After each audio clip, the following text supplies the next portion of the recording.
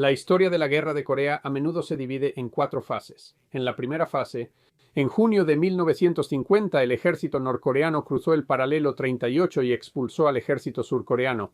Desplegó rápidamente tropas de la ONU casi al sur de Corea. Luego, la ONU contraatacó y llevó a los norcoreanos casi al río Yalu. En la sorprendente tercera fase, China intervino y el ejército de voluntarios del pueblo envió cientos de miles de soldados, replegando a las fuerzas de la ONU por debajo del paralelo 38 y retomando una vez más la capital surcoreana de Seúl.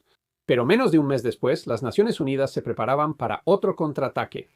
El octavo ejército, dirigido por el general Matthew Ridgway, y la cuarta y última fase de la guerra estaban por comenzar.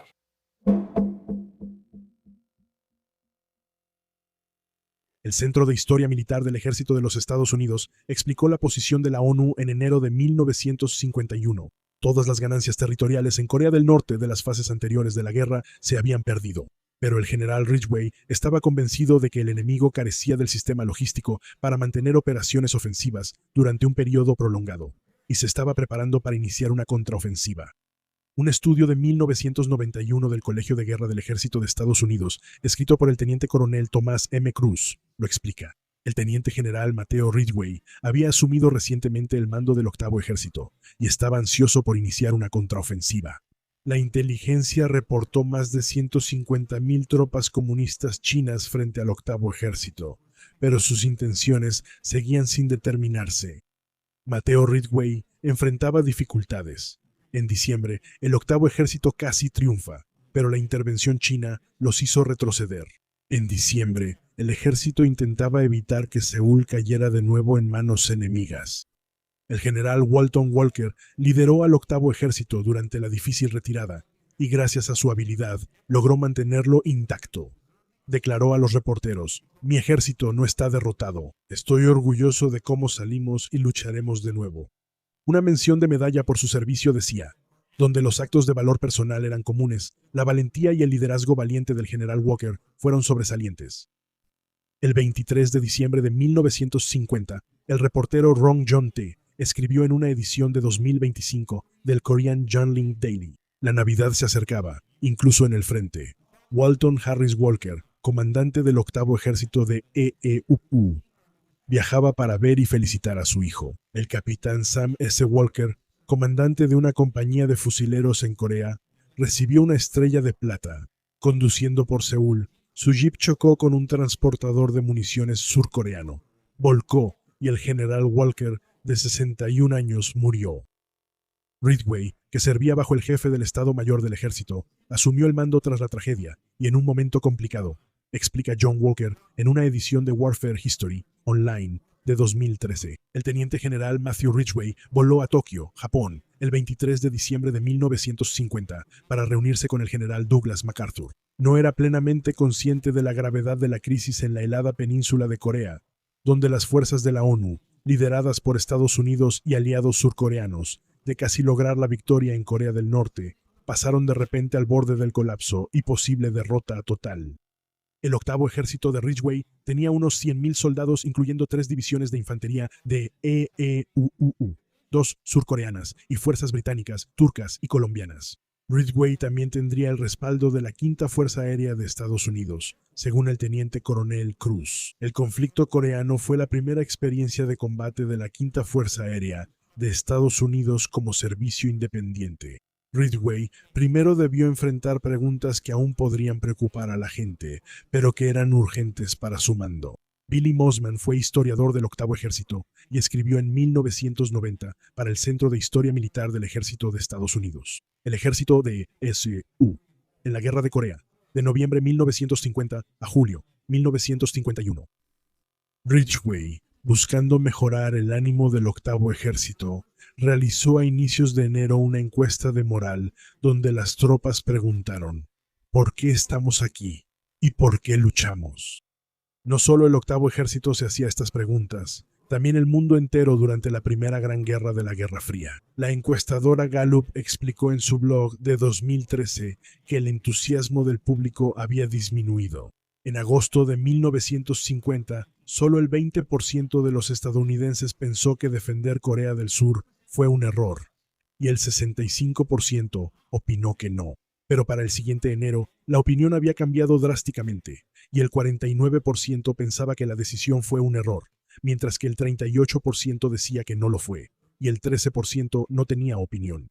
El costo humano de la guerra superó lo esperado, y la idea de guerra limitada confundió al público y ejército. La entrada china en diciembre no dio un camino claro a la victoria.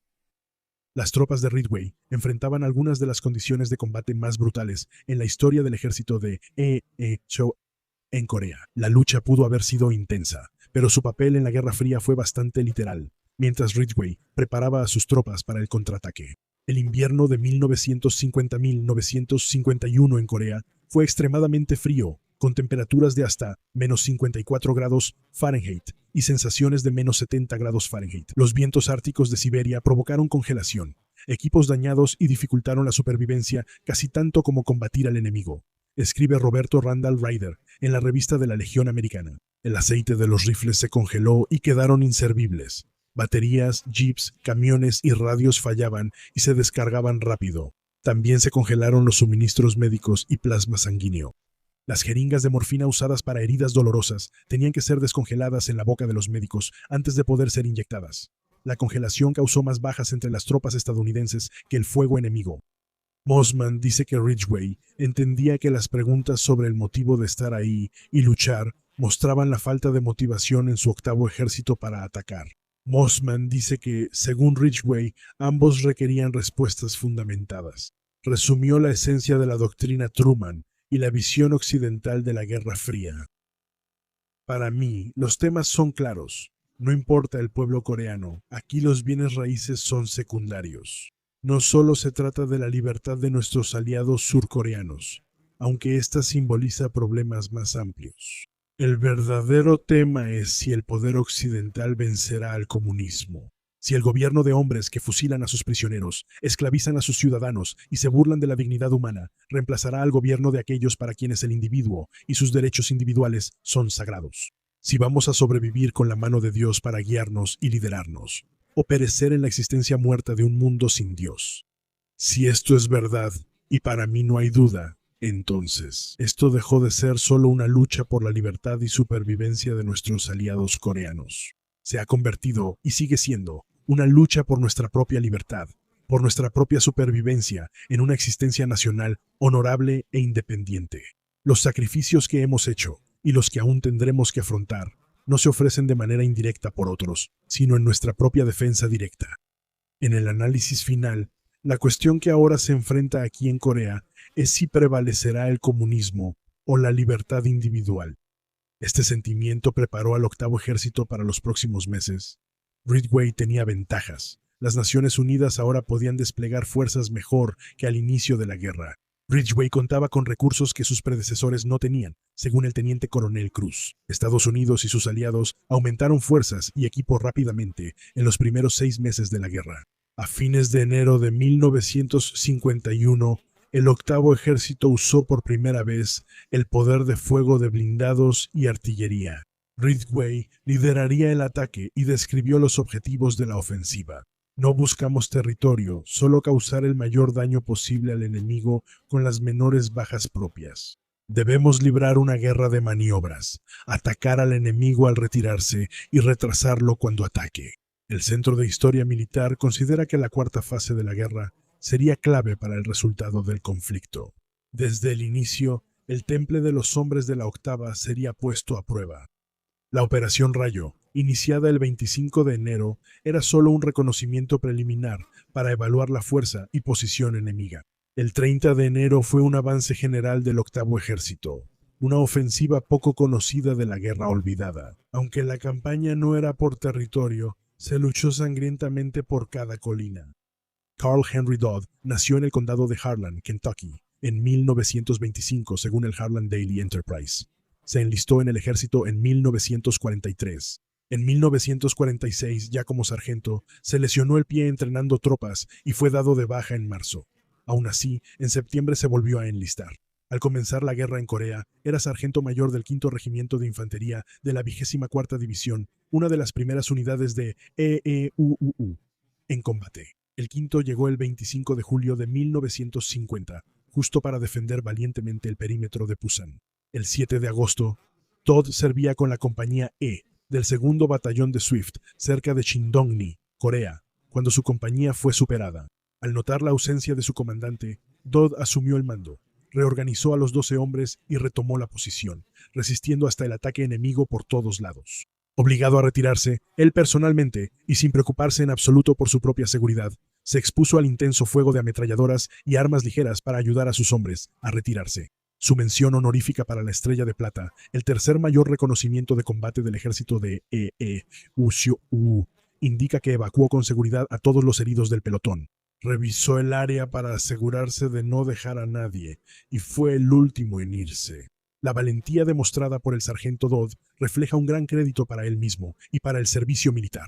El sargento Dodd recibió la Estrella de Plata y fue ascendido a segundo teniente en el campo de batalla. El Daily Enterprise informa que fue ascendido a primer teniente pocos días antes del 30 de enero, cuando su pelotón debía tomar la colina 246, considerada clave por el ejército, defendida por un enemigo bien armado y astuto que había resistido varios asaltos previos allí. Todd se distinguió por su valentía e intrepidez sobresalientes, más allá del deber, en acción contra el enemigo, al recibir la responsabilidad de encabezar un ataque para capturar la colina, según indica una mención. El teniente Dodd lideró a su pelotón sobre terreno peligroso, bajo fuego enemigo de armas pequeñas, morteros y artillería desde posiciones camufladas. El fuego fue tan intenso que sus hombres dudaron, pero el teniente Dodd, sin pensar en su seguridad, los reorganizó y animó, y luego él solo atacó el primer nido de ametralladoras enemigo, eliminando a todos sus ocupantes. Lideró a su pelotón hasta la colina 256, avanzando al frente mientras disparaba y lanzaba granadas, a pesar del intenso y concentrado fuego enemigo que se dirigía hacia la estrecha avenida de aproximación. A 200 yardas del objetivo, avanzó y destruyó un mortero enemigo con su última granada, matando a la tripulación. El primer teniente Dodd, tras detenerse por la oscuridad matutina, avanzó valientemente al frente y lideró al pelotón entre la niebla contra las últimas posiciones enemigas con bayoneta y granadas. Siguió marcando el ritmo pese al peligro, hasta que él y sus tropas eliminaron a los defensores y aseguraron el objetivo. Ridgway no podía cuestionar la motivación de Carl Dodd. Roberto Milton McGovern nació en 1928, originario de Washington, D.C. Se enlistó en el ejército tras graduarse en 1946 y asistió a la escuela de candidatos a oficiales antes de los 20 años, según Home of Heroes. Fue subteniente en 1949, destinado en el campamento Crawford, Japón, y asignado a la compañía A del 5º Regimiento de Caballería. Su regimiento desembarcó en julio con el 24º de Infantería de Dodd. Defendió el perímetro de Pusan y participó en la ofensiva de la ONU hasta el río Yalu, pero fueron rechazados. El 28 de enero, la compañía de McGovern atacó la colina 312, donde el enemigo estaba en búnkeres y trincheras conectadas. William T. Bowers cita al historiador militar William Blumenson en su libro de 2008, La línea Combate en Corea. La colina 312 era clave en las defensas enemigas y dominaba el área.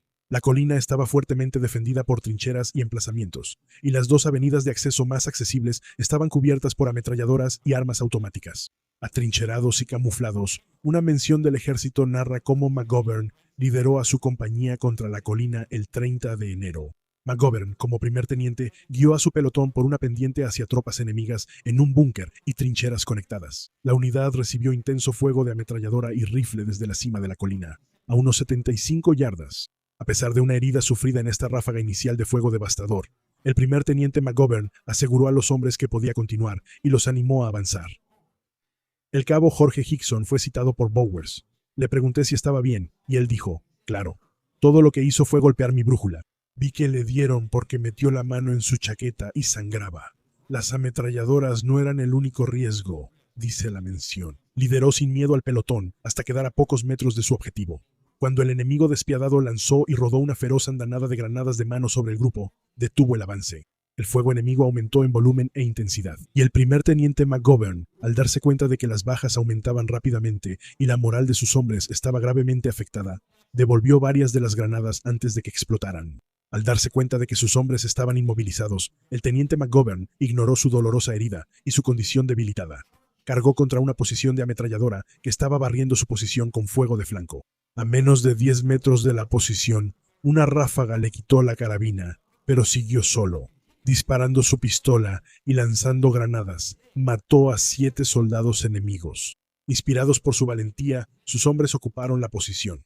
Esa victoria marcó un punto de inflexión, según Bowers. El éxito en la colina 312 y otros sitios hizo que el general Ridgway, el 30 de enero, transformara el reconocimiento en un avance a gran escala. La Operación Trueno fue seguida en febrero por la Operación Asesino, luego por la Operación Destripador y a mediados de julio, la ofensiva de Ridgway permitió a las Naciones Unidas estabilizar el frente cerca del paralelo 30 donde inició la guerra. La ofensiva incluyó algo que no era un objetivo original, ya que no se trataba de territorio. La recuperación de Seúl, que cambió de manos por cuarta y última vez, llevó al estancamiento que resultó en el actual alto al fuego. Fue la valentía de jóvenes oficiales como Roberto McGovern y Carlos Dodd luchando en algunas de las peores condiciones que jamás haya enfrentado el ejército de Estados Unidos lo que hizo retroceder a los chinos. Pero el final de una guerra que solo puede decirse que terminó en empate se volvió quizás indicativo de la futilidad de la Guerra Fría. ¿Cuántos jóvenes han luchado y muerto sin una razón clara por una colina hace mucho olvidada que ni siquiera tenía nombre, solo un número en un mapa? Tanto Dodd como McGovern recibieron la Medalla de Honor, pero para Roberto McGovern sería otorgada de manera póstuma, soldado de primera clase. Louis Amos recordó que McGovern cayó mortalmente herido a unos 30 centímetros de la ametralladora desactivada. Sin el valor y la decisión del teniente McGovern, estoy seguro de que la mayoría del pelotón habría muerto. Carlos Dodd sirvió 21 años en el ejército de Esoekyushu y se retiró en 1965 como mayor. Informó su hijo Carlos Dodd Jr. al Enterprise. Lo único que me decía sobre la medalla de honor era que tuvo mucha ayuda. Falleció el 13 de octubre de 1996, a la edad de 71 años. Espero que hayas disfrutado viendo este episodio de El Hombre de la Historia. La historia merece ser recordada. Si fue así, no dudes en darle like, suscribirte y compartir El Hombre de la Historia. La historia merece ser recordada con tus amigos. Y si también crees que la historia merece ser recordada, entonces puedes apoyar a El Hombre de la Historia. La historia merece ser recordada. Como miembro de YouTube, patrocinador en nuestra comunidad, Locals o Patreon. También puedes visitar nuestra excelente tienda de productos o reservar un mensaje especial de El Hombre de la Historia. La historia merece ser recordada en Cameo.